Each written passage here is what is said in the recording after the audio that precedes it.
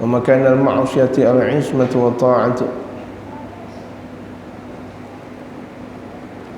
Pernah diceritakan bahwa ada pernah seseorang tatkala dia melakukan dosa, dia selalu menulis dalam bentuk diwan.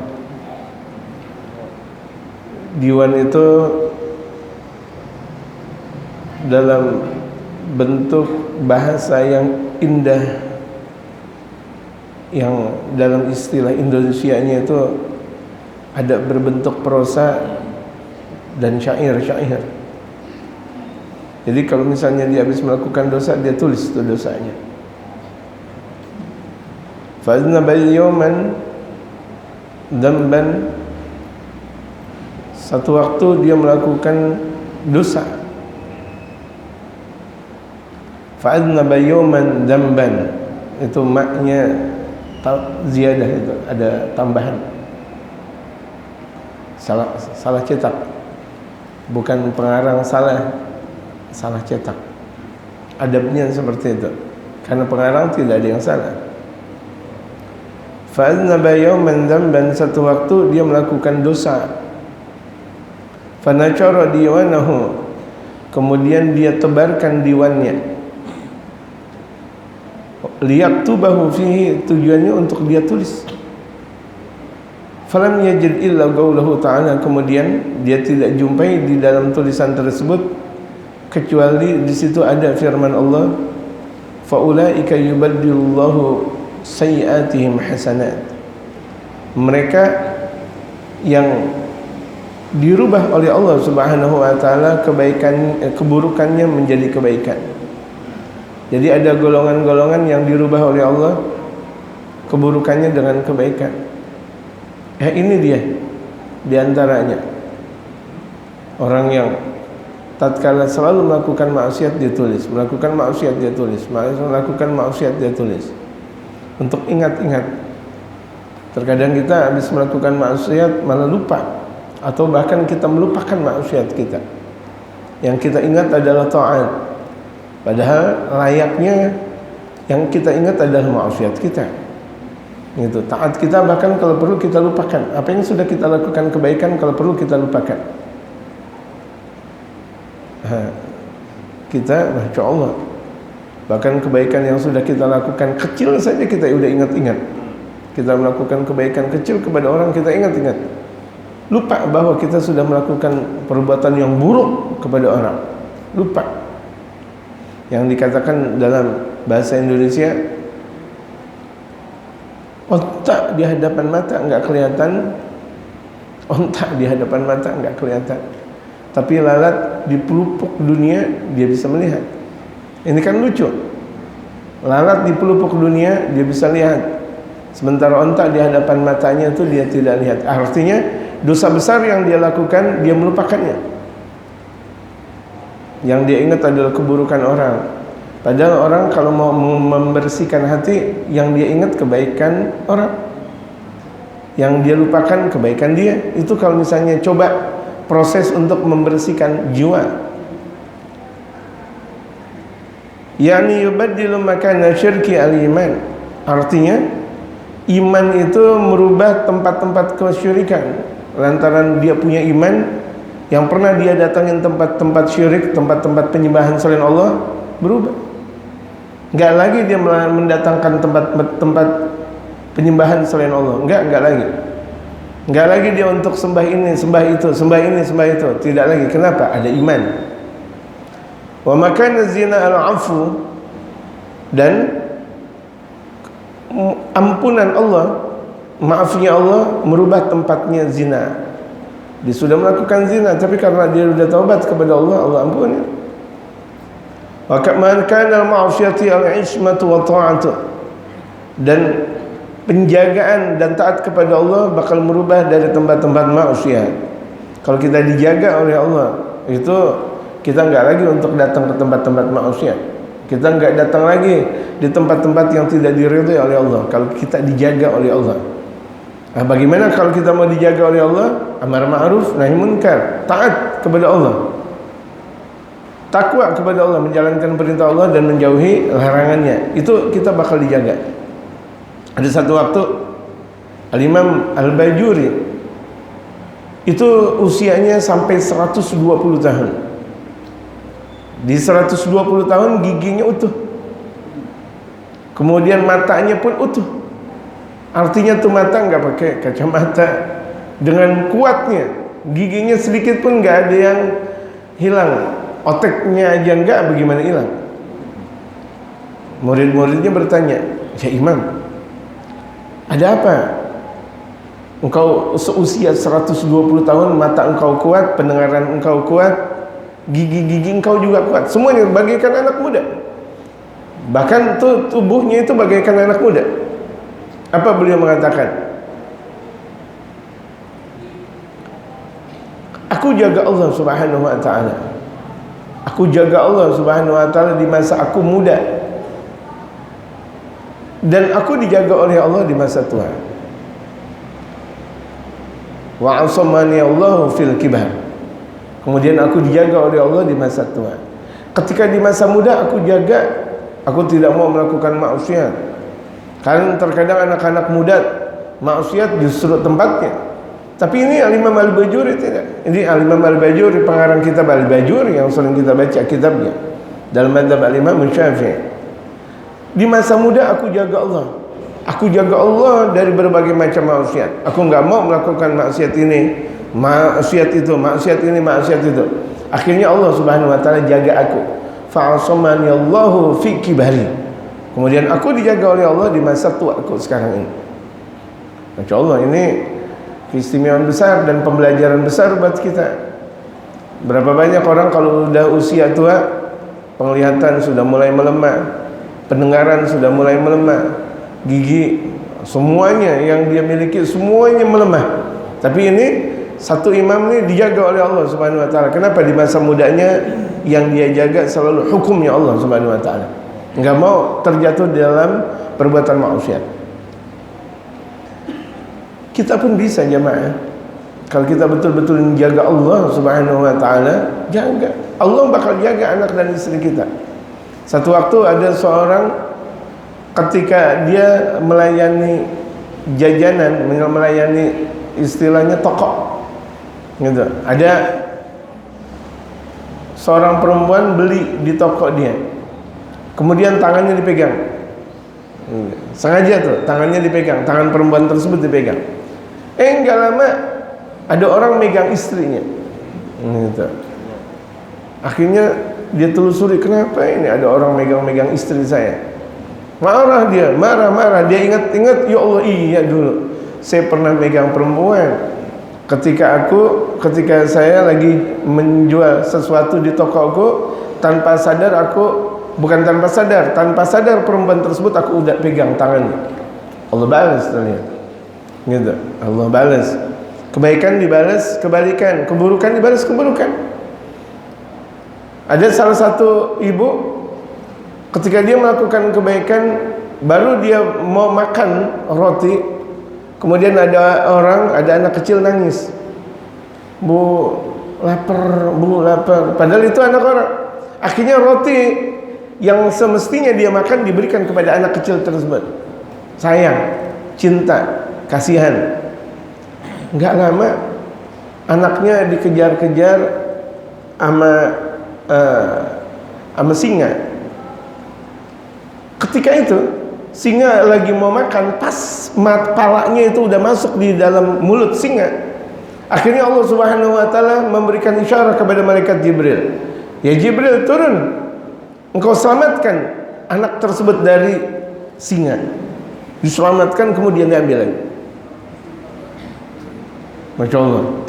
Kemudian ketika itu malaikat Jibril datang kepada ibu-ibu yang rupa-rupanya ibu-ibu tersebut itu adalah ibu dari anak yang mau dimakan singa. Apa kata malaikat Jibril? Bu, ingat, satu suapan dibalas dengan satu suapan pula. Ibu tersebut tercengang, apa maksud satu suapan? Dulu ibu pernah ngasih suapan kepada anak-anak yang dalam keadaan nangis mau makan. Yang tadinya ibu mau makan gak jadi.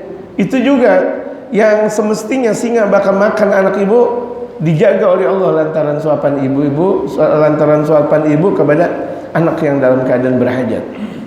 Tertegun dia, ingat dia, ya Allah, Masya Allah. Tuh lihat, kebaikan dibalas kebaikan langsung, keburukan juga dibalas dengan keburukan langsung, sebagaimana yang telah kita lihat tadi. Allahu Akbar. Itulah kekuatan taubat.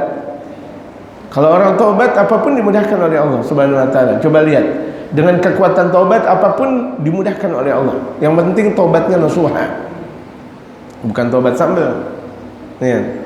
Bukan taubat sambal, bukan taubat rujak. Hari itu dia bilang pedes, besok dia mau rujak lagi. Gitu. Ini taubat, benar-benar taubat.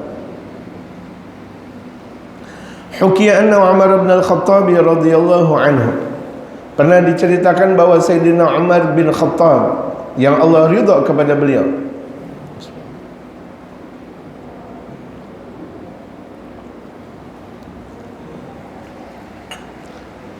marra waqtan minal awqati, beliau pernah satu waktu melintasi min sukakil Madinati, di jalan-jalan sempit di kota Al-Madinah. Kala itu di Madinah banyak jalan-jalan sempit. Yang disebut dengan jalan-jalan sempit ya sekarang udah banyak kita di Jakarta. Di Jakarta bukan jalan MHT lagi. Bahkan ada jalan yang semi MHT atau bahkan lebih dari MHT, jalan-jalan sempit. Kala itu di Madinah ada jalan-jalan sempit. Nah, Sayyidina Umar melintasi tempat tersebut. Biasanya kan kalau di jalan-jalan sempit ada aja tuh orang mabok, ada aja tuh orang pada main-main kartu dan sebagainya gitu. Fastaqbalahu syabun, kemudian ketika itu beliau dihadapkan oleh seorang pemuda. Ini Sayyidina Umar. Wa wahamilun garuratan tahta thiyabihi, anak muda tersebut membawa botol minuman keras di bawah bajunya. Ditaruh botol minuman keras, ditaruh. Faqala Umar, kemudian Sayyidina Umar berkata, ayyuhal syab, pemuda, maladhi tahmilu tahta thiyabika, apa yang engkau bawa di bawah baju engkau, di dalam baju engkau apa yang engkau bawa?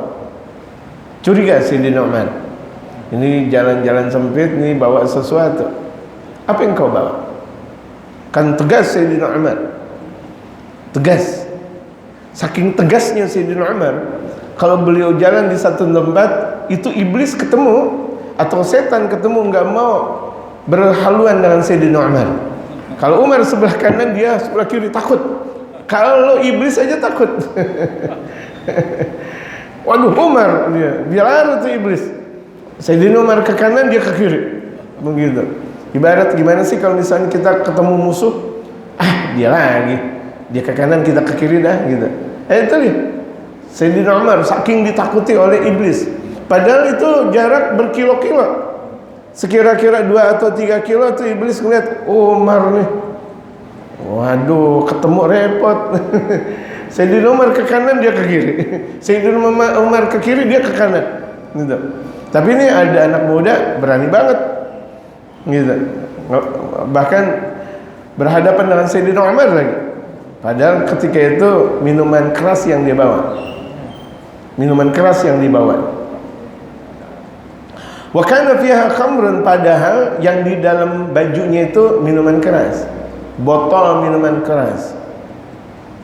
Fa khajala syab, kemudian anak muda tersebut takut.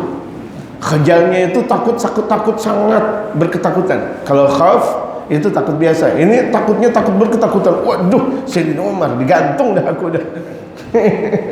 Digantung nih aku dengan Sayyidina Umar. Faqajala syabu an yaqula khamran, anak muda tersebut ketakutan untuk mengatakan bahwa itu adalah botol minuman keras. Waduh, gimana nih Allah, kalau aku mengatakan ini minuman keras, aku digantung sama Sayyidina Umar, gimana nih? Wa qala fi sirri, kemudian di dalam hatinya berbicara. Ini anak muda di dalam hatinya berbicara, Ilahi, ya Allah ya Tuhanku. Dia taubat, Ilahi ya Allah ya Tuhanku, La takhjilni inda Umar. Jangan engkau takuti aku di depan Umar. Aku takut. Jangan kau takuti, jangan kau takuti aku di sisi Umar. Wala tafdhahni ya Allah, jangan engkau buka aibku ya Allah. Terlihat taubat ketika itu. Taubat ketika Sayyidina Umar berjumpa dengan Sayyidina Umar, langsung taubat. Walaupun taubatnya ada rasa takut dengan Sayyidina Umar. Bukan takut kepada Allah, bukan. Takutnya kepada Sayyidina Umar. Bagaimana ini ceritanya? Wasturni indah ya Allah, tutup aku darinya. Jangan sampai Sayyidina Umar tahu bahwa ini minuman keras. Kalau begitu jadinya ya Allah, engkau terima doaku, fala asyrabul khamr abadan. Aku enggak bakal minuman keras lagi selama-lamanya ya Allah. Aku tobat ya Allah. Tuh lihat. Aku tobat ya Allah kalau begitu jadinya. Tapi ya Allah, engkau tutupi aku. Jangan kau perlihatkan bahwa aku lagi minuman keras nih. Seenggaknya aku ditabok nih sama Sayyidina Umar. Ditabok berapa kilo aku melayang dengan tabokan Sayyidina Umar. Semoga akhirnya itu anak muda ngomong dah tuh, berani. Setelah ngomong di dalam hati, omongan dalam hati, ucapan taubat nih, omongan taubat. Ya Amirul Mukminin, wahai Amirul Mukminin, alladzi ahmiluhu akhal. Yang aku bawa ini cuma cuka. Ya Amirul Mukminin, yang aku bawa ini cuka. Bagaimana nih? Yang tadinya minuman keras, kok dia bilang cuka? Gimana? Apakah bakal terjadi cuka beneran? Kita dengarkan.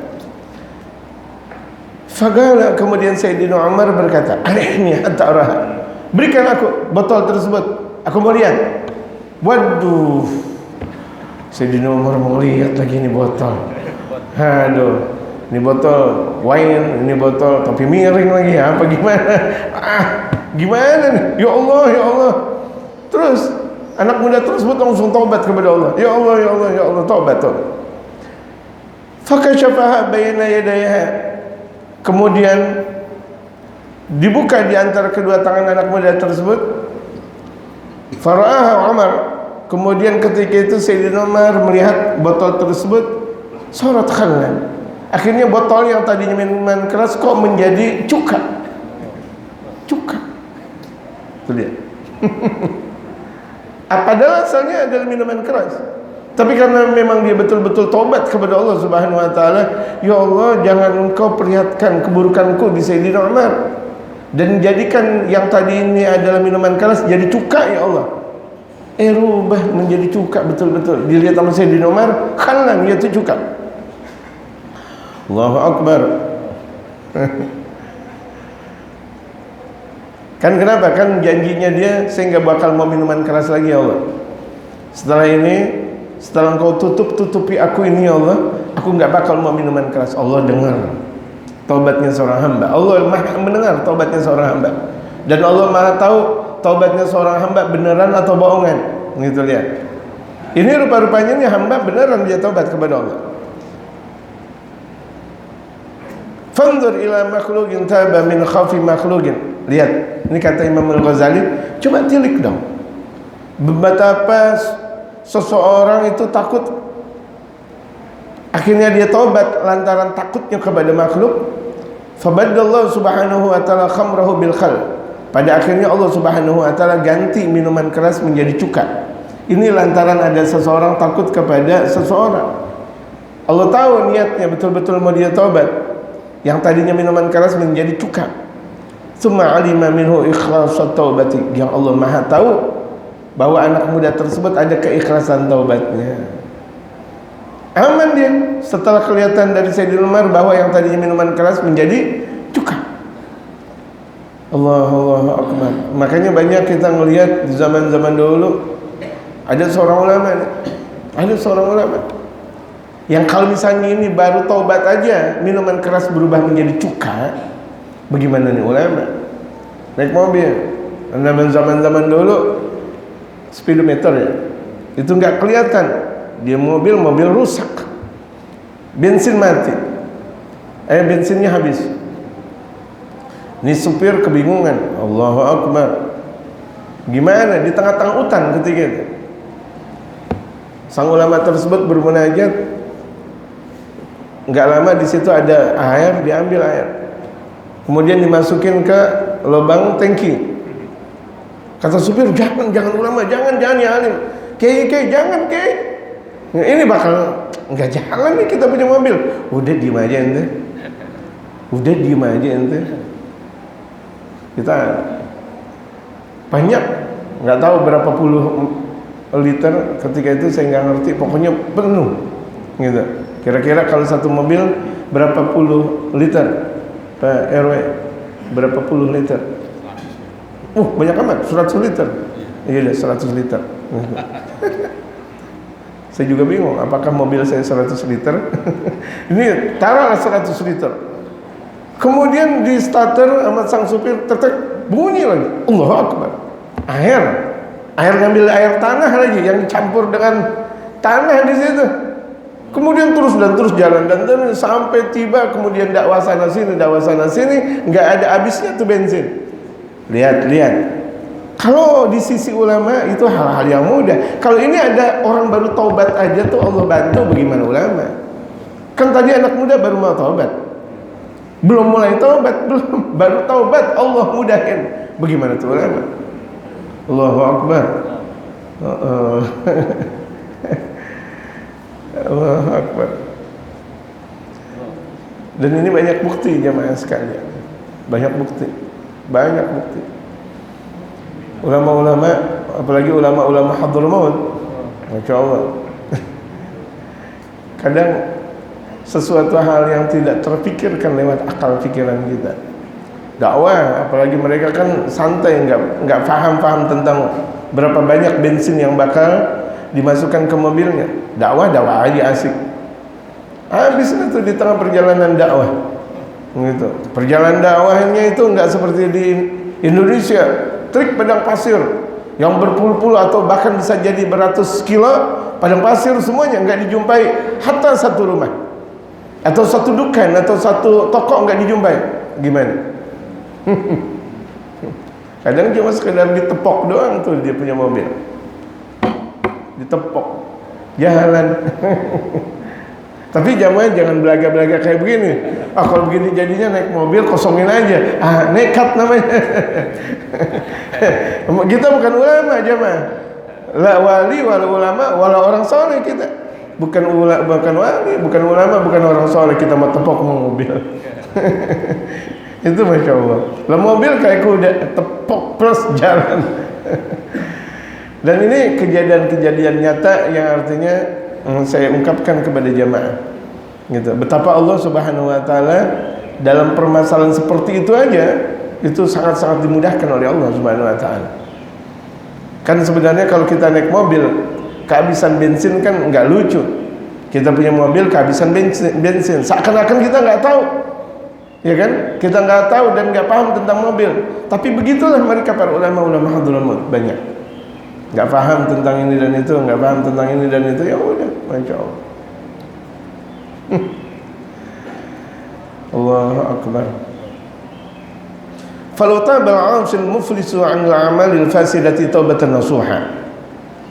Imam Al-Ghazali berkata, andaikan ada seorang ahli maksiat yang merugi, dia taubat kepada Allah dari berbagai macam perbuatan yang rusak menjadi taubat nasuha, wa nadima ala dzambihi, dan dia menyesal dari perbuatan dosanya, baddalallahu subhanahu wa ta'ala khamra sayyatihi bi khalli ta'ah.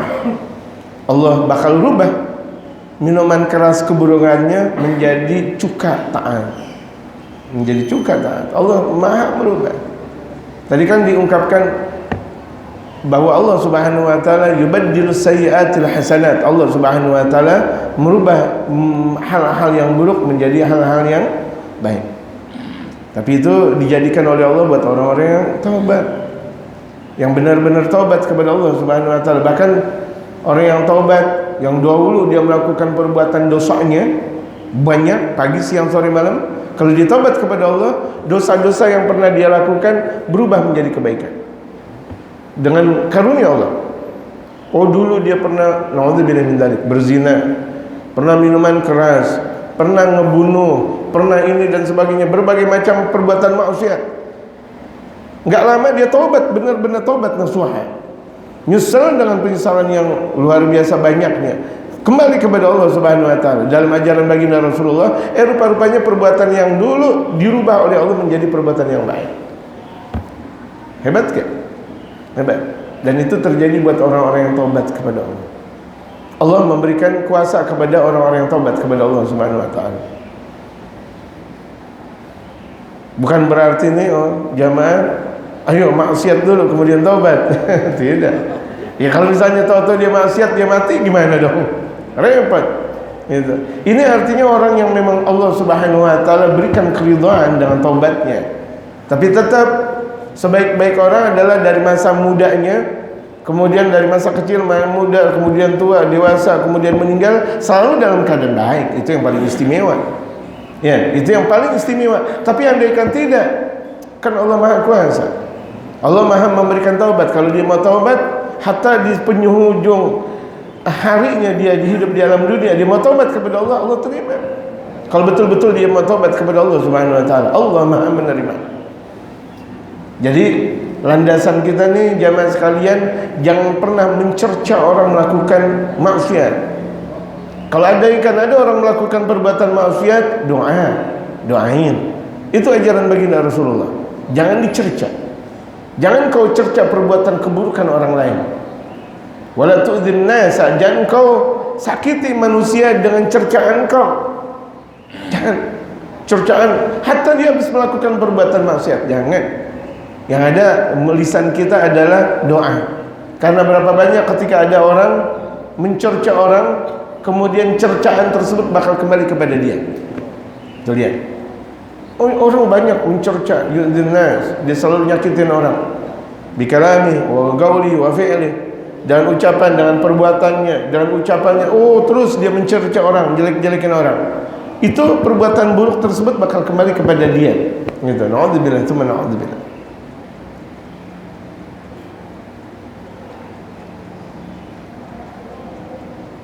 Saya pernah ngaji, tapi saya nggak sebutin. Ya, saya pernah ngaji. Ada teman saya kalau lagi ngaji tidur, bahkan tuh air liur yang udah keluar diisep lagi. Gitu, udah keluar nih, diisep lagi. Ada teman saya ngeliatin sambil ngeledek, gitu.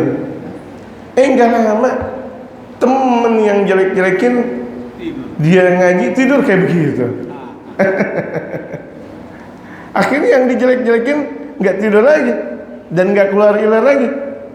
Masya Allah, tuh lihat betapa Allah Subhanahu wa taala menentukan segala-galanya. Makanya jangan sekali untuk mencerca orang, jangan. Kalau tuh orang buruk dinasihatin, bukan malah dicerca. Didoain. Gitu. Kalau lagi di luar dia nangis, ya Allah, kan anak nggak tahu kalau anak tidur udah gitu ini keluar air liur, kan juga anak nggak tahu, anak ambil juga nggak tahu juga. Ente jelek-jelekin aneh. Yang jelek-jelekin betul kayak gitu, nggak lama bersih seperti itu. Tuh lihat, kama tafa'al tufa'al, dalam sabda Rasulullah, kama tadinu tudan, sebagaimana engkau melakukan engkau bakal diperlakukan. Dahsyat ke jamaah? Dahsyat. Makanya kalau misalnya kita lihat ada orang kalau lagi ngaji tidur, nasihatin. Nasihatin. Kasih doa, bukan malah dilecehin. Kan banyak nih kalau misalnya kita lihat anak-anak santri atau anak-anak yang pada di kelas atau di kampus dan sebagainya saling ngeledek gitu. Bapak ente jualan ya, gitu. Bapak ente jualan ya, jualan begini. Masuk kuliah pakai jualan. Akhirnya tuh yang ngomong kayak gitu bapaknya jatuh ekonominya. Enggak lama bapaknya yang ngeledekin itu jatuh ekonominya. Orang tua yang diledekin akhirnya dia mempunyai usaha besar. Dan itu banyak kejadian jamaah sekalian. Wa dzukira an Abi Hurairah radhiyallahu anhu qala, pernah diceritakan dari Sayyidina Imam Abi Hurairah yang Allah ridha kepada beliau. Kita sudah membahas tentang siapa itu Imam Abu Hurairah. Beliau berkata, kharajtu dzata lailatin ba'dama shallaitul isya al-akhirata ma'a Rasulillah sallallahu alaihi wasallam. Aku pernah keluar satu malam setelah aku sholat isya di akhir malam, karena ada dua gaul, ada dua pendapat. Sholat isya afdalnya kapan? Tuh lihat, sholat isya afdalnya kapan? Afdalnya sholat isya, sebahagian mereka para ulama mengatakan setelah azan isya 1 jam. 1 jam setelah azan isya itu afdalnya sholat isya. Paham gak jemaah? 1 jam setelah azan. Kira-kira azan isya jam 7, jam 8 sholat isyanya. Kalau kita kan terkadang habis azan isya langsung main komat-komat aja. Komat gitu. Itu bagusnya nunggu. Udah gitu terkadang yang nyuruh komat bukan imam lagi. Dari kamar mandi sono komat, Allahu Akbar. Kewajiban yang nyuruh muadzin untuk komat itu imam. Gak boleh orang lain. Gak boleh orang yang lagi-lagi wudu, oh komat udah waktu. Atau yang orang di belakang sono, atau yang di samping sana, gak boleh. Orang biasa gak boleh nyuruh komat. Yang nyuruh komat hanya imam. Kalau imam belum datang ya nggak boleh qomat, tunggu imam. Ya, ini dalam aturan fikih, dalam adabnya kita menunggu seorang imam. Dan muadzin nggak boleh patuh kepada semua orang. Muadzin hanya patuh kepada siapa? Kepada imam. Gitu. Repot kalau ada orang qomat aja, tahu-tahu qomat, Allahu Akbar, lalu siapa yang jadi imam? Dia yang nyuruh ketakutan. Ya, karena ini cuma sekedar nyuruh doang. Ente jadi imam, enggak mau. Ente jadi imam, enggak mau. Akhirnya kan kerepotan. Jadi yang nyuruh imam adalah, yang nyuruh qomat adalah imam rawatib gitu. Dan kalau misalnya muadzin patuh kepada yang lain salah. Muadzin hanya patuh kepada imam gitu. Dan orang lain untuk nyuruh qomat kepada sang muadzin salah pula, karena yang nyuruh adalah sang imam. Jadi itu salat isya istimewanya memang setelah azan 1 jam bagusnya. Dan itu di antara mazhab Imam Abu Hanifah ada. Mazhab Imam Abu Hanifah bahkan setelah 1 jam azannya menurut mazhab kita Imam Syafi'i itu awal waktu salat isya menurut mazhab Imam Abu Hanifah. Makanya kita kalau dalam mazhab Imam Syafi'i setelah azan kan doa-doa dulu, zikir dulu. Coba kita lihat yang ada di Makkah atau Madinah, jamaah yang pernah haji dan umrah, setelah azan isya nggak langsung qamat. Andai kan ada orang mungkin sholat sunnah 20 rakaat dulu, mungkin bisa ada waktu di situ lama, setengah jam atau bahkan setengah jam lewat. Itu diperuntukkan buat apa? Buat zikir dulu, doa dulu, zikir dulu, doa dulu, sambil nunggu orang yang baru mulai keluar dari rumah untuk mendirikan sholatul isya berjamaah. Dan atau sholat isya dilakukan berjamaah tengah malam. Tapi ini tidak layak untuk di masjid, tidak layak pula untuk di mushola. Kalau di masjid, mushola tetap di awal waktu, kira-kira setengah jam dari awal waktu. Ini kalau misalnya kita satu waktu di rumah misal, boleh sholat isya berjamaah tengah malam, karena ada riwayat dari baginda Rasulullah sallallahu alaihi wasallam. Tapi lagi-lagi ini tidak diamalkan di masjid atau di mushola. Repot kalau masjid sholat isyanya jam 12 malam, satu masjid lagi sholat isyanya jam 1 dini hari, repot gitu. Tidak, ini untuk di rumah. Sekira-kira kita uzur tidak sholat di masjid atau di mushola, kemudian kita sholat di rumah dan sholat pula berjamaah, sholat isyanya itu bagus setengah malam. Ini Al-Imam Abu Hurairah pernah berkata, kharajtu dzata lailatin ba'da ma shallaitul isya al-akhirata ma'a Rasulillah sallallahu alaihi wasallam. Aku pernah di satu malam setelah sholat isya akhir itu pernah keluar ma'a Rasulillah, bersama Rasulullah. Fa idzan ana bimratin fi tariqi. Ketika itu aku berhadapan dengan seseorang perempuan yang ada di satu jalan. Fagalat, kemudian perempuan tersebut berkata, Ya Abu Hurairah, Ya Abu Hurairah, inni irtakabtu dzamban, aku sudah melakukan dosa. Fahal li min taubatin, apakah aku ada taubat? Apakah ada perkenananku untuk taubat kepada Allah? Aku sudah melakukan dosa nih Abu Hurairah. Fagultu, kemudian aku berkata, kata Al-Imam Abu Hurairah, wa ma dzambuki, apa dosa engkau? Galat.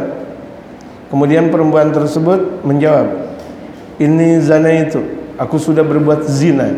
Waduh, dosa besar nih rupa-rupanya. Aku sudah berbuat zina. Wa qataltu waladi minaz zina, dan aku sudah membunuh anakku dari hasil zina. Udah dia berbuat zina, kemudian menghasilkan anak, anaknya dibunuh pula. Faqultu laha, akhirnya Imam Abu Hurairah berkata, kesel nih, kesel. Imam Abu Hurairah kesel sama perempuan tersebut, udah zina, dia punya anak dari zina, dia bunuh lagi. Halakti wa ahlakti, celaka engkau pasti bakal celaka. Marah Sayyidina Abu Hurairah. Lupa di situ ada Rasulullah. Lupa bahwa di situ ada Rasulullah. Engkau perempuan celaka dan engkau bakal celaka. Wallah ma laki min taubatin, demi Allah enggak ada taubat buat engkau. Marah nih Sayyidina Abu Hurairah. Fakharat maghsyian 'alaiha. Akhirnya tuh perempuan langsung terjatuh pingsan. Famadayat, kemudian berlalu. Udah melewati perempuan tersebut, pingsan langsung. Faqultu fi nafsi, kemudian aku sadar, kata Sayyidina Abu Hurairah. Aku berkata dalam diriku, sadar nih Sayyidina Abu Hurairah. Afta wa Rasulullah baina adhurina, aku sudah memberikan fatwa sementara baginda Rasulullah ada di hadapan kami. Ya Allah, rusaknya aku ya Allah. Di sisi aku ada Rasulullah, tapi aku yang memberikan hukum. Gak pantas aku mengatakan seperti itu, mengatakan perempuan tersebut sudah celaka. Celaka, gak ada taubat buat perempuan. Faraja'tu ilaihi wa akhbartuhu bidzalika. Faraja'tu ilaiha, kemudian aku kembali kepadanya dan aku memberitahukannya. Faqala, aku kembali kepada Rasulullah dan aku berkata, dan aku sudah memberikan kabar kepada Rasulullah tentang apa yang sudah dikatakan oleh Sayyidina Abu Hurairah tersebut. Faqala halaktu wa ahlakta, halakti wa ahlakti, apakah engkau mengatakan bahwa itu perempuan celaka dan celaka?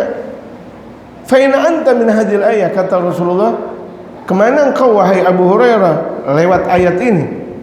Walladzina la yad'una ma'allahi ilahan akhar, orang yang tidak pernah menyembah selain Allah Subhanahu wa ta'ala, artinya orang yang tidak pernah menyembah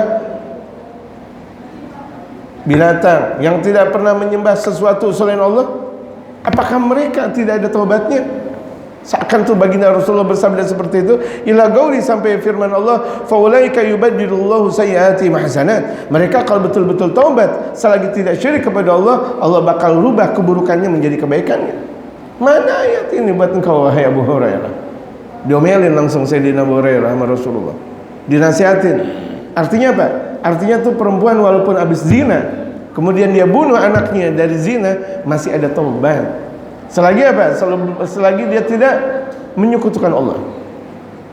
Fakhrajtu, kemudian aku keluar. Waqultu, akhirnya aku berkata kepada orang-orang, man yadulluni ala mratin, siapa orang yang bakal memberikan kabar kepadaku di mana perempuan tersebut berada? Sa'alatni mas'alatan wasibyan yaqulun, ketika ada seseorang perempuan bertanya kepadaku, ketika itu ada anak-anak menjawab, Jun Abu Hurairah. Abu Hurairah udah gila. Jun Abu Hurairah udah gila nih. Nanya-nanya perempuan, udah gila nih Abu Hurairah.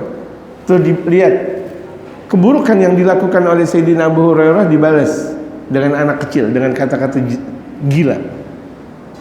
Padahal sebenarnya nggak juga buruk, karena ini fatwa Sayyidina Abu Hurairah. Cuma fatwanya ketika itu Rasulullah ada, kenapa nggak bertanya kepada Rasulullah? Malah dia memberikan fatwa sendiri, enggak ada taubat buat engkau, enggak ada taubat buat engkau, yang ada engkau celaka. Yang ada engkau celaka. Akhirnya kan Sayyidina Abu Hurairah kembali kepada Rasulullah. Taubat Sayyidina Abu Hurairah. Cuma walaupun sudah taubat tetap ada imbas. Akhirnya anak-anak kecil bilang, Abu Hurairah gila, Abu Hurairah gila, Abu Hurairah gila, gitu. Makanya kalau misalnya ada orang melakukan perbuatan dosa, dia taubat, masih ada bekas-bekasnya itu, orang terkadang benci sama dia, wajarin. Kenapa? Itu imbas dari pelakuan dosa yang pernah dia lakukan dulu. Oh kan saya udah taubat, masa ada imbasnya? Masa ada imbas-imbasnya? Betul gak jemaah? Oh orang udah taubat, udah benar, kemudian masih banyak aja tuh hasil yang dia lakukan nggak maksimal. Yang dia lakukan kerja ini dan itu nggak maksimal misalnya, itu bisa jadi imbas. Gitu. Ibaratnya kotorannya belum suci sesuci-sucinya. Ini Sayyidina Abu Hurairah lagi diajarkan oleh baginda Rasulullah. Karena memang dalam permasalahan sahabat satupun mereka bakal dijamin oleh baginda Rasulullah untuk masuk ke dalam surganya Allah Subhanahu wa taala. Jadi walaupun salah, dinasihatin langsung sama Rasulullah sahabat. Junna Abu Hurairah hatta adrakataha wa akhbarataha bidzalika, hatta adraktuha wa akhbartuha, sampai pada akhirnya aku berjumpa dan aku memberikan kabar. Kata Sayyidina Abu Hurairah, banyak orang mengatakan Abu Hurairah gila, enggak apa-apa dah. Yang penting aku mau taubat kepada Allah, aku cari perempuan dan akan aku kabarkan kepada perempuan bahwa perbuatan dosa yang sudah dia lakukan ada taubatnya. Sebagaimana tadi dinasihati oleh Rasulullah.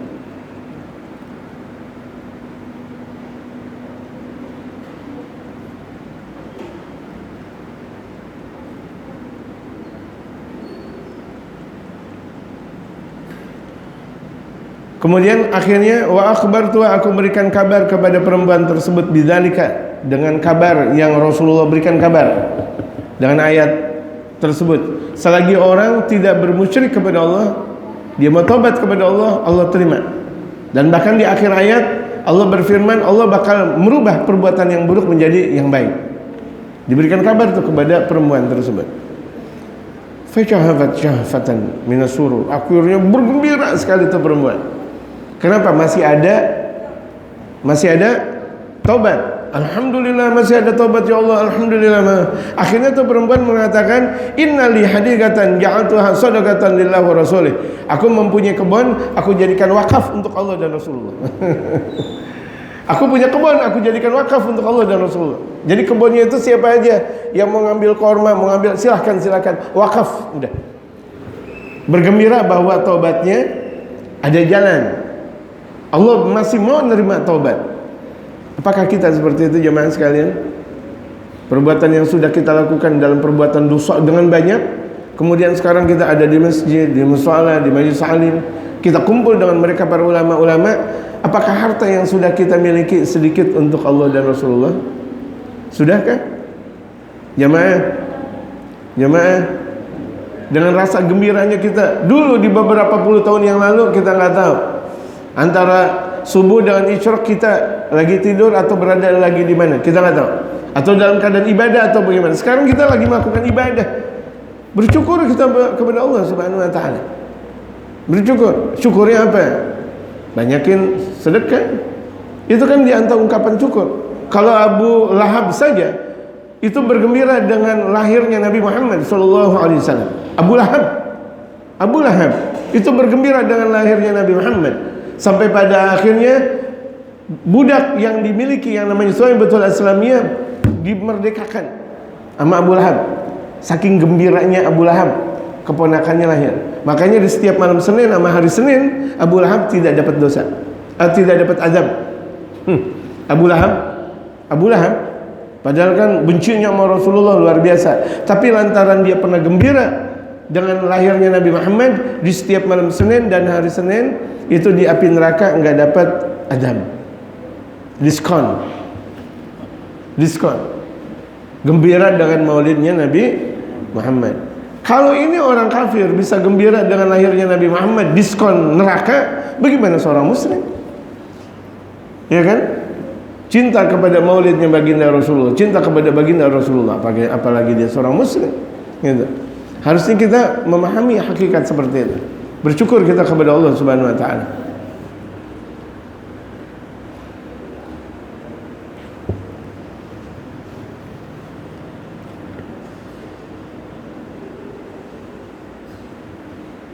Hikayatun, ini ada satu cerita. An Uqbah, dari Utbah Al-Ghulam. Utbah itu asalnya budak, makanya Al-Ghulam. Rahimahullah, semoga diberikan kasih sayang oleh Allah. Yang tadinya ahli maksiat, ahli taubat beliau. Wa kana min ahli al-fisqi wal fujuri majhuran bil fasadi wa syurbil khamri. Dan beliau awalnya itu orang kategori orang fasik, orang buruk, terkenal dengan kerusakan. Orang-orang tahu bahwa ini Utbah orang rusak, orang bejat. Bil fasadi wa syurbil khamri, dan sangat terkenal dengan minuman kerasnya. Ya, Utbah, iya Utbah yang minuman keras ya? Iya. Ya, Utbah yang enggak benar ya? Iya. Terkenal di masyarakat bahwa dirinya enggak benar. Fadakhala yaman fi majlisil Hasan al-Basri. Satu waktu beliau keluar menuju majlis Al-Imam Hasan al-Basri. Al-Imam Hasan al-Basri sayyidut tabi'in, min sayyidut tabi'in, di antara jumlah pimpinan para tabi'in. Dan beliau langsung belajar kepada Sayyidina Imam Ali bin Abi Thalib. Al-Imam Hasan al-Basri ini junjungan para tabi'in. Siapa yang tidak kenal dengan Sayyidina Imam Hasan al-Basri? Gudangnya ilmu, bahkan tempatnya ilmu, bukan cuma sekadar gudang, tempatnya ilmu. Sebagaimana beliau belajar kepada Sayyidina Imam Ali bin Abi Thalib. Ketika itu wa huwa yaqra'u fi tafsiri qauli ta'ala, ketika Utbah datang ke rumah Sayyidina Imam Hasan, Al-Imam Hasan al-Basri lagi membaca Al-Quran. Alam ya'ni lil ladzina amanu an takhsha qulubuhum li dzikrillah. Yani alam yaji waktun takhafu qulubuhum. Artinya, apakah tidak datang waktu di mana engkau takut, di mana hati-hati mereka takut? Alam ya'ni lil ladzina amanu an takhsha qulubuhum li dzikrillah. Apakah orang-orang yang beriman tidak pernah merasa takut hatinya ketika ingat kepada Allah akan perbuatan dosa? Yang seharusnya seorang beriman, kalau dia ingat kepada Allah, dia ingat perbuatan dosanya, dia takut kepada Allah. Seharusnya seperti itu. Fa wa'adha syaikhu fi tafsir hadhil ayat wa'dhan balighan. Akhirnya Syekh, yaitu Al-Imam Hasan al-Basri, memberikan nasihat dalam tafsir ayat tersebut dengan nasihat yang sangat dalam. Hatta bukan nasa, sampai Al-Imam Hasan al-Basri membuat orang semuanya pada nangis. Inilah ciri ulama. Ciri ulama akhirat membuat orang pada nangis, bukan membuat lawakan dalam satu majlis. Bukan. Ciri ulama akhirat ketika dia ceramah, ketika dia ngajar, membuat orang pada nangis. Ingat, membuat orang pada nangis, bukan membuat orang tertawa terpingkal-pingkal, yang seakan-akan ulama itu adalah pelawak pada akhirnya. Ini lihat perbedaan antara ulama dunia dengan ulama akhirat. Kalau kita banyak jumpa model seperti itu, musibah. Kalau ada ulama-ulama yang kalau ceramahnya dari awal sampai akhir membuat orang terpingkal-pingkal, menjerit jeritannya jeritan apa? Jeritan tertawa. Dari awal ceramah sampai akhir tertawa mulu. Allahu Akbar. Duit masjid habis tuh untuk cuma sekedar membuat orang pada ketawa semuanya. Tapi ulama akhirat, lihat, ulama akhirat membuat orang pada nangis. Taubat kepada Allah Subhanahu wa taala. Hatta bukan nasa, sampai beliau membuat manusia semuanya pada nangis. Fagama man bainahum syabun. Kemudian ada seorang pemuda berdiri di antara manusia yang ada. Fagala, sambil berkata, Ya taqiyal mu'minin, berkata nih kepada Sayyidina Imam Hasan al-Basri, wahai setakwa-takwanya orang beriman, karena memang beliau adalah pimpinan tabi'in, wahai orang yang paling bertakwa, ayakbalullahu ta'ala al-fajira mithli idza taba, apakah Allah bakal menerima orang yang buruk seperti aku ini ketika taubat? Allah terima enggak orang yang buruk seperti aku ini ketika taubat? Faqala Syekh, kemudian Al-Imam Hasan al-Basri menjawab, "Na'am." Ya. Nah, ini jawaban yang indah. Jangan ada orang melakukan dosa dia bilang enggak ada taubat. Karena ada kejadian di mana dia selalu kalau ada perempuan meninggal dunia dikubur, udah dikubur, diambil tuh jenazahnya dari kuburan kemudian diperkosa. Allahu Akbar. Jenazah perempuan diperkosa. Allahu Akbar. Dia mau tobat. Udah 99 nih perempuan diperkosa. Ada dalam satu riwayat ada 99 orang dibunuh. Ada 2 riwayat. Kemudian bertanya kepada ulama, wahai ulama, aku tatkala mendengar perempuan meninggal dikubur, aku ambil jenazahnya, aku perkosa. Apakah ada tobat buat aku? Kata ulama, enggak ada. Ulama ditebas palanya. Kalau begitu sempurna 100. Ada dalam satu riwayat lagi mengatakan, wahai ulama, aku sudah menebas kepala orang 99 kepala. Apakah aku bisa tobat kepada Allah? Ulama tersebut mengatakan tidak ada, ditebas dia yang 100. Sempurna dah kalau ada begitu aja. Ente yang sempurna yang 100. Nanti bilang enggak ada taubat gitu. Tuh lihat, makanya jadi ulama jangan gampang memberikan fatwa. Enak banget dia bilang, emang yang ngasih taubat ente? Kan Allah. Seburuk-buruknya orang ada masa taubatnya. Bisa jadi ente lebih banyak dosanya daripada tuh orang tersebut. Ente sudah memberikan fatwa yang buruk, itu lebih buruk daripada orang yang sudah melakukan keburukan. Memberikan fatwa yang buruk, na'udzubillah min dzalik, itu kan fatwa menyesatkan orang. Allahu Akbar. Dan berapa banyak kita jumpai model-model seperti itu. Enggak benar. Naam, kata Syekh Al-Imam Al-Hasan Al-Basri mengatakan, ya, ada taubatnya. Yaqbalullahu taubatan,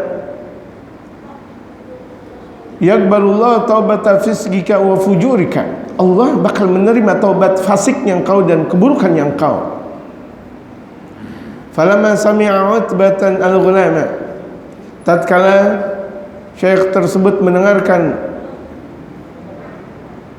uraian maksiat yang dilakukan oleh Utbah al-Ghulam, hadzal kalama, ucapan tersebut, isfarra wajuhu, akhirnya tuh muka sang Syekh menguning, pucat, warta'adat, gemetar, faraisu, seluruh anggota tubuhnya gemetar semuanya, menguning dan bergetar.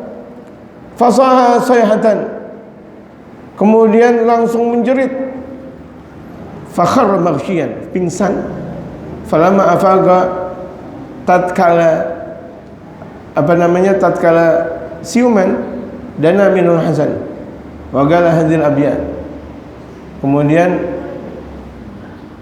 Sayyidina Imam Hasan tersebut berkata lewat bait-bait syair ini, ayya syaban li rabbil arsy 'asi, atadri ma jazaa'u dzawil ma'asi. Anak muda yang berbuat maksiat kepada Tuhannya Arsy, apakah engkau tidak tahu balasan buat orang yang berbuat maksiat? Tapi ini bentuknya dalam bentuk syair. Sa'irun lil 'usati laha zafiru, wa'idun yawma yu'khadhu bin nawasi. Neraka sa'ir buat orang yang berbuat maksiat, artinya neraka yang panas buat orang yang berbuat maksiat, yang nanti ada kuku-kuku yang bakal merusak tubuh-tubuh buat orang yang ahli maksiat, mukanya bakal dicakar-cakar kelak nanti di hari kiamat di dalam api. Fantasbir 'ala nirani fa'usih. Jika engkau sabar terhadap api neraka, silakan engkau berbuat maksiat. Artinya jika engkau kuat berada di dalam api neraka, silakan berbuat maksiat, silakan. Itu di dalam api neraka kayak begitu. Bakal dibakar, kemudian bakal dicabik-cabik gitu. Engkau kuat untuk berbuat maksiat, silakan.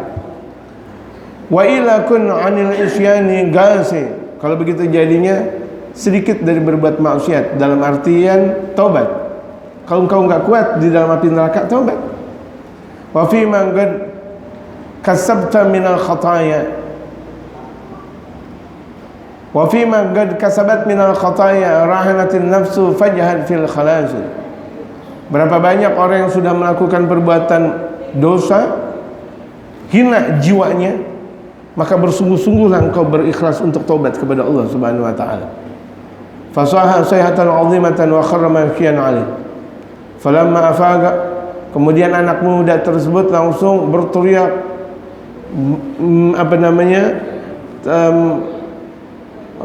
wa kharra makiyan 'alaih, pada akhirnya pingsan. Falamma afaga, kemudian setelah anak muda tersebut siuman dari pingsannya, qala ya syekh, wahai syekh, wahai tuan guru, hal qabila rabbur rahimu taubatan misli al-la'im, apakah Allah maha menerima taubat seperti aku ini, orang seperti aku ini yang ahli maksiat? Faqala syekh, kemudian sang guru mengatakan, hal yaqbalu taubatal abdil jafi illa rabbul mu'afi. Hanya taubat seorang hamba yang sudah tersungkur bakal diampuni oleh Tuhan yang maha memaafkan. Artinya Allah maha memaafkan kalau engkau mau tersungkur dan taat kepada Allah. Engkau mau ikut aturan Allah, Allah bakal memaafkan.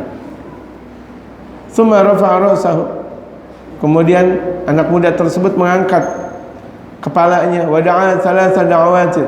Akhirnya beliau berdoa dengan 3 doa. Mengangkat kepalanya dari ketersungkurannya itu, berdoa dengan 3 doa. Al-ula, yang pertama, Ilahi in kunta qabilta taubati, ya Allah jika engkau terima taubatku.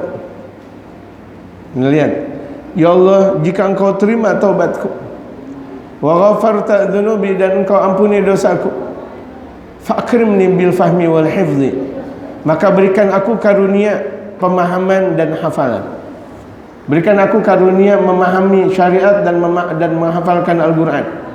Kalau engkau betul-betul terima aku taubat, hatta ahfadha kullama sami'tu min ilmi wal Quran, sampai bahkan tuh anak muda tersebut mengatakan, sampai aku menghafal setiap aku dengar dari ilmu dan Al-Quran. Setiap yang aku dengarkan dari ilmu dari guru-guru, otomatis Quran semuanya aku sudah hafal. Berarti tanda apa? Tanda Allah terima taubat.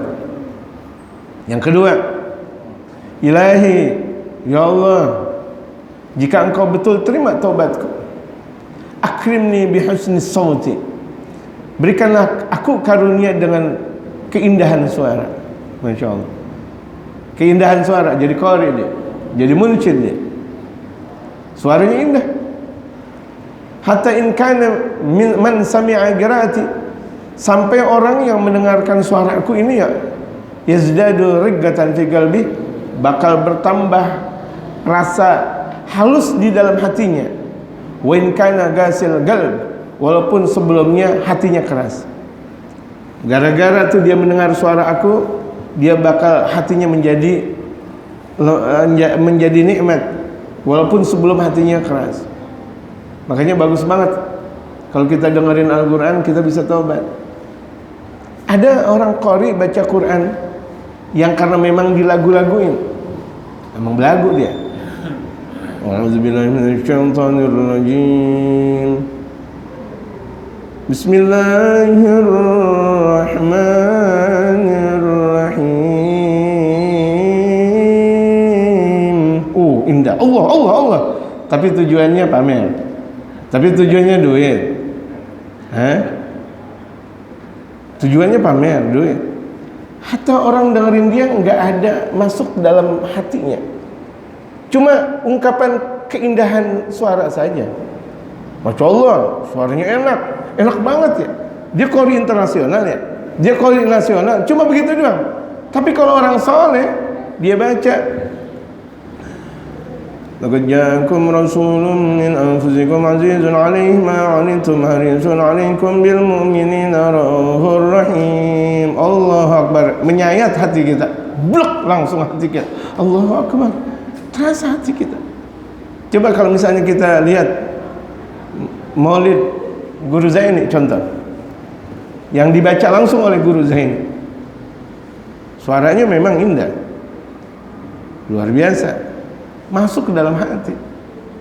Padahal beliau sudah meninggal lama.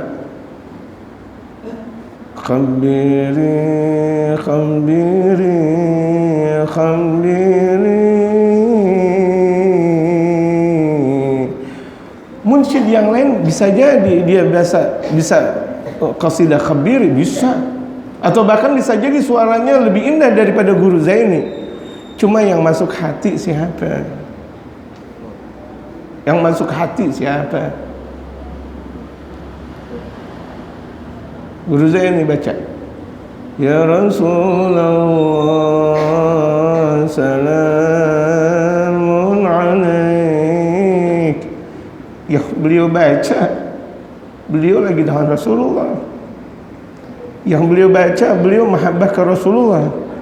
Tapi munsyid yang lain tujuannya biar kelihatan indah, enggak nikmat.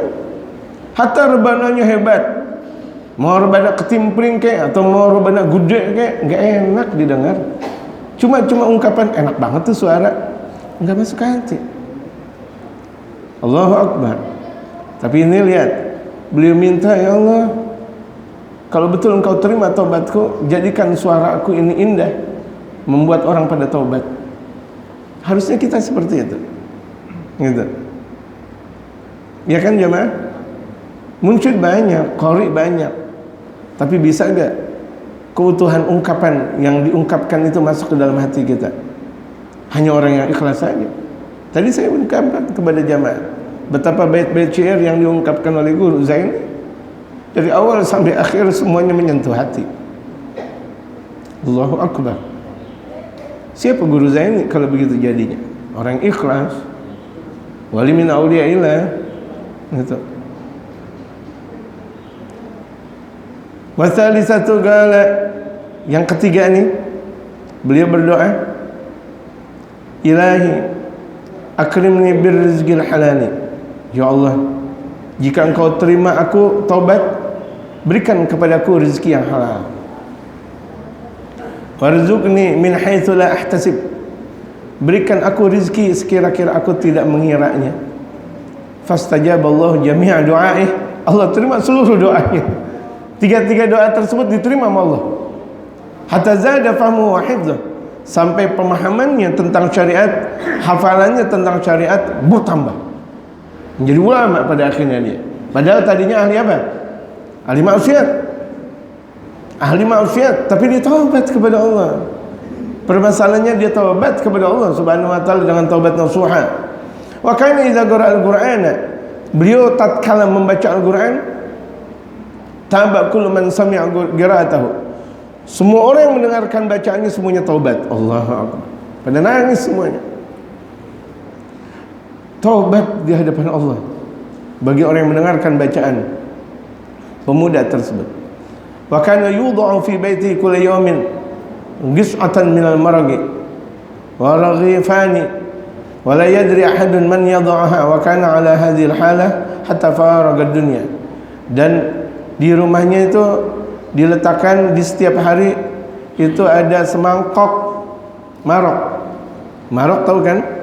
Kalau kita semur daging kambing misalnya, kan ada semurnya. Itu namanya marok. Gitu. Waraghifan, dan ada dua roti. Ada dua roti, ada marok. Kan beliau minta doanya, doa rezeki yang halal, sekira-kira rezeki tersebut tidak dikira-kira. Ada setiap hari itu. Siapa orang yang naruh? Orang enggak ada yang tahu siapa.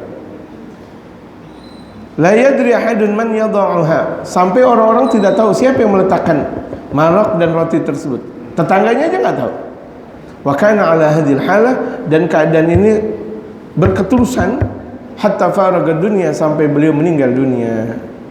Allah terima taubatnya, Masya Allah. Jadi jangan kita lihat orang di awalnya. Setiap orang di awalnya banyak maksiat, tapi lihat di akhirnya dong. Berapa banyak orang yang awalnya maksiat akhirnya waliullah.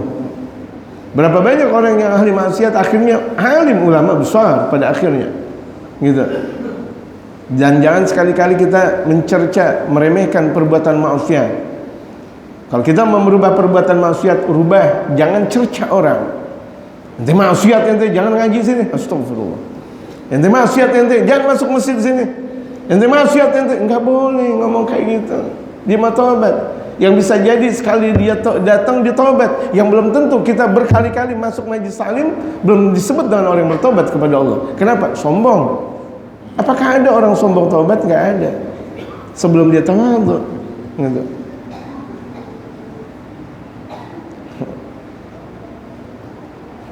Tinggal dikit lagi, tapi waktunya udah habis.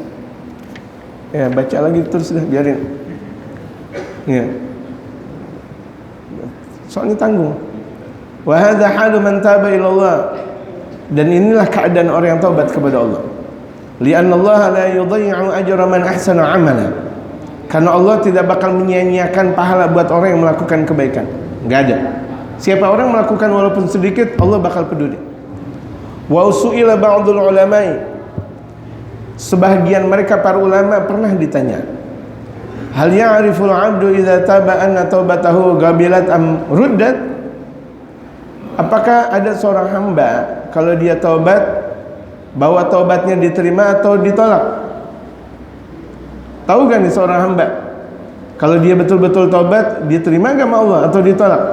Kan terkadang ada orang bilang, ente so tahu, yang menerima taubat kan Allah, ente so tahu. Jangan ngomong kayak gitu. Ada tanda taubat yang diterima, ada tanda taubat yang tidak diterima. Jangan bilang ente so tahu, hanya Allah yang mau tahu. Gitu misalnya. Allah ngasih, ini kan Allah ngasih ilmunya. Faqala la hukma fi dzalika, memang sebenarnya tidak ada hukum itu. Asalnya memang enggak ketahuan mana taubat terima, mana yang tidak diterima. Walakin ngajinya jangan titik di situ. Namun lidzalika alamatun, yang demikian itu taubat diterima atau taubat ditolak ada tanda-tandanya. Ada tanda. Ibarat kalau misalnya kita istikharah, kita udah istikharah banyak, ada satu kecenderungan kita di antara dua pilihan, A atau B. Kita cenderung ke B, berarti itu hasil istikharah kita. Cenderung, ada satu kecenderungan. Ini ada tanda orang taubat diterima atau tidak. Orang haji diterima atau tidak. Di bulan Dzulhijjah diterima atau tidak. Sekarang kita berada di tanggal 3 Dzulhijjah, hari yang paling indah, hari yang paling istimewa, afdalu ayyami dunia. Dari tanggal 1 sampai 10 Dzulhijjah itu adalah seafdal hari dunia. Seafdal hari dunia ini dia. Makanya selalu saya punya guru Al-Habib Umar selalu memberikan arahan, ini hari dunia yang paling indah ya. Dimanapun, di majelis umum atau majelis kecil atau bagaimana, selalu dilihat di berbagai macam media sosial. Artinya apa? Beliau memberikan gambaran bahwa ini hari yang paling indah, jangan berbuat maksiat. Kita ini sekarang berada di finalnya dunia. Dari tanggal 1 sampai 10. Melakukan kebaikan dibalas banyak oleh Allah, melakukan keburukan dibalas banyak juga oleh Allah. Gitu. Yang kebaikannya yang amin, yang keburukannya jangan.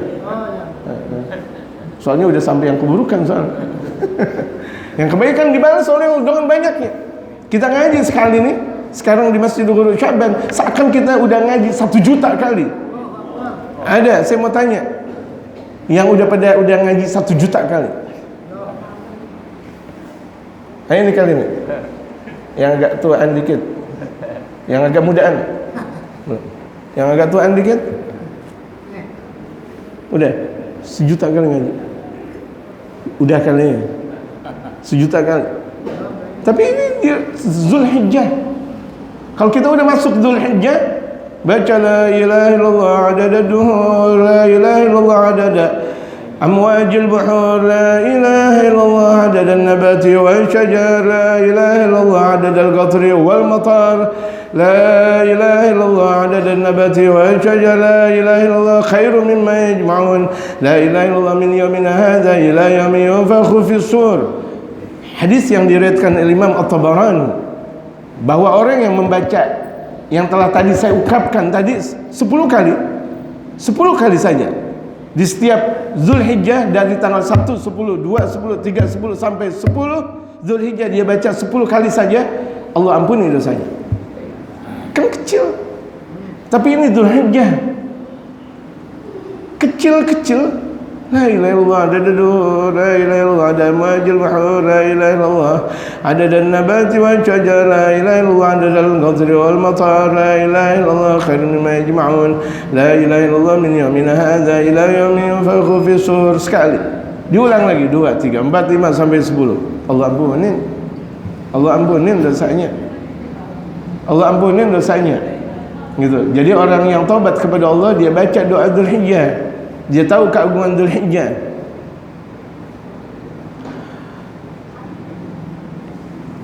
Faqala la hukma fi dzalika, sebenarnya tidak ada hukum taubat diterima atau tidak, artinya enggak ketahuan. Walakin lidzalika alamatun, namun yang demikian itu ada tanda-tandanya, mana taubat diterima, mana taubat tidak diterima. An yara nafsahu ma'sumatan minal ma'siyah. Nih di antara tanda yang diterima, tanda taubatnya, dia memandang dirinya dia terjaga dari maksiat. Allahu Akbar.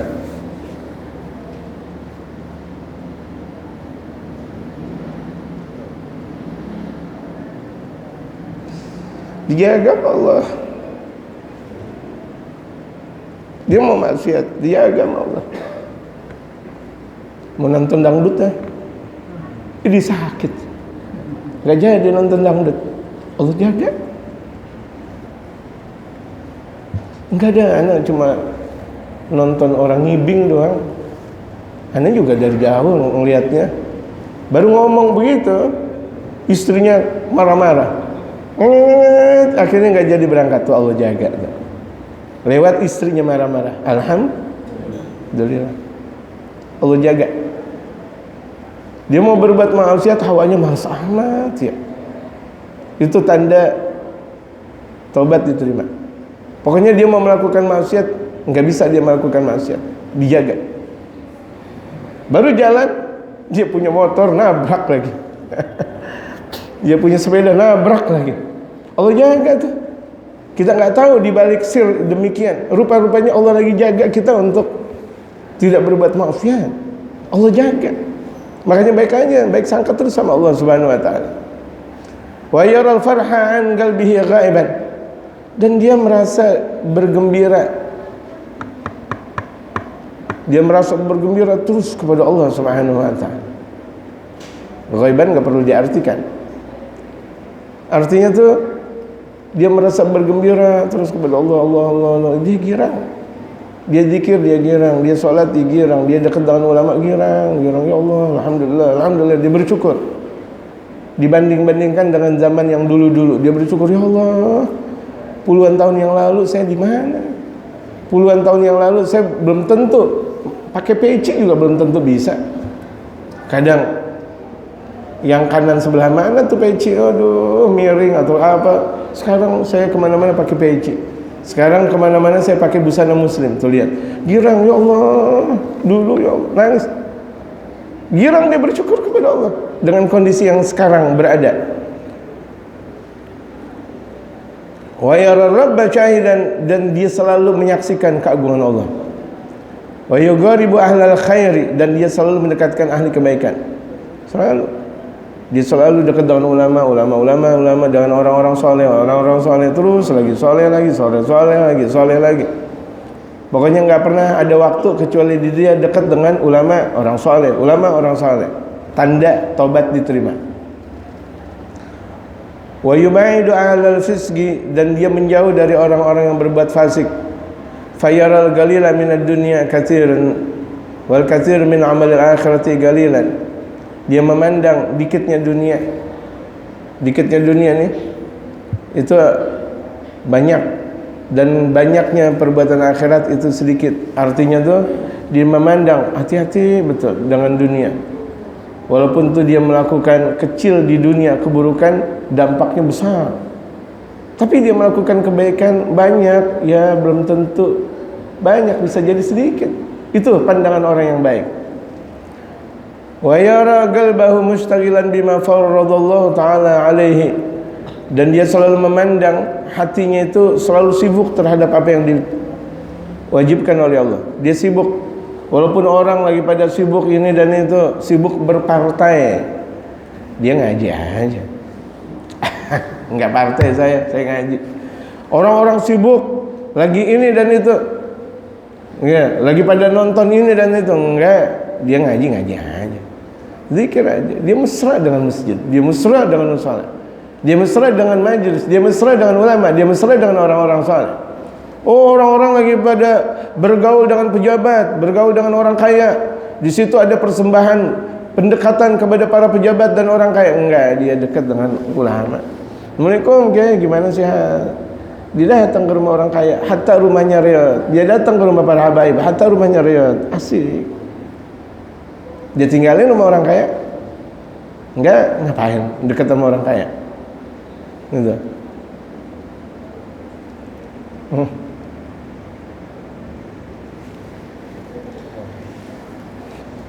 Ya Allah. Wa yakunu hafizan li lisanihi. Dia selalu menjaga lisannya. Hati-hati banget dia ngomong. Kalau dia ngomong kira-kira nih orang tersinggung enggak? Ya Allah. Hati-hati banget dia ngomong. Muallim Syafi'i Azami itu kalau ngomong hati-hati banget. Kalau saya masih banyak ngomong saya bahkan banyak. Muallim Syafi'i Azami itu kalau ngomong dikit, gitu. Kira-kira ditanya beliau jawab, enggak ditanya ketawanya aja. Biasa aja udah, gitu. Guru-guru kita Masya Allah. Habib Umar banyak ngomongnya dakwah. Muallim Syafi'i Azami dikit ngomong, berhati-hati, dua-duanya benar. Ketika Habib Umar ngomong banyak dakwah, semuanya mutiara yang keluar. Nah, sekiranya tuh kita kalau misalnya mau banyak ngomong mutiara seperti Habib Umar. Sekira-kiranya kita tuh nggak mau banyak ngomong seperti Muallim Syafi'i Azami, jaga, gitu. Boleh banyak ngomong, tapi ngomongnya manfaat. Itu dia kayak Habib Umar. Boleh sedikit ngomong, tapi nggak mau mengganggu orang seperti Muallim Syafi'i Azami. Dua-duanya benar. Wa yara qalbahu mustaghilan bima faradallahu ta'ala alaihi wa yakunu hafizan li lisanihi daimal fikrati, selalu berfikir, ya Allah, ini masjid kalau enggak ya Allah gimana? Ya Allah, orang-orang belum pada ngaji. Ya Allah. Selalu dia pikir, ya Allah, bagaimana Islam bakal berkembang di kampung ini? Ya Allah, orang pada berantem semuanya. Ya Allah, gimana cara dakwahnya? Selalu berfikir. Karena baginda Rasulullah daimal fikr. Karena baginda Rasulullah selalu berfikir, memikirkan umat. Nah, kita nih kalau taubat kita diterima, selalu kita mikirin umat. Ya Allah, gimana ya anak saya ngajinya? Ya Allah, gimana istri? Ya Allah, mereka masyarakat udah pada tahu ngaji belum ya?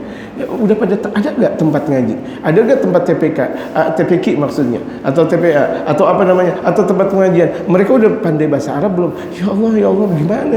Kesian mereka, mikir terus tuh mikir.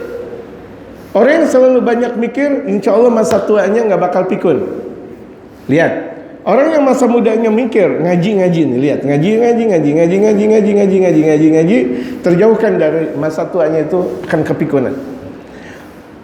Mulazimal gham wan nadama, selalu dalam keadaan menyesal dari perbuatan maksiat. Astagfirullahaladzim, ya Allah, dulu saya melakukan ini, ya Allah. Walaupun dia sudah jadi wali, walaupun dia sudah jadi ulama, yang dia pikirkan dosa yang pernah diamalkan, dosa yang pernah dia lakukan. Seperti Sayyidina Umar, walaupun sudah menjadi sahabat Rasulullah, yang diingat adalah putrinya yang ketika terlahir kemudian langsung dikubur hidup-hidup. Nangis Sayyidina Umar, padahal sudah jadi sahabat Rasulullah. Alama farata min dhunubi, apa yang sudah dia lakukan dari perbuatan dosanya. Dia ingat itu semuanya. Wallahu a'lam. Karena sudah kelebihan waktunya, tidak ada tanya jawab di jamaah. Wallahu a'lam. Jamaah sekalian, jadwal ziarah Wali Songo kita insyaallah tanggal 28, 29, 30, 31, 12 dan 3 insyaallah.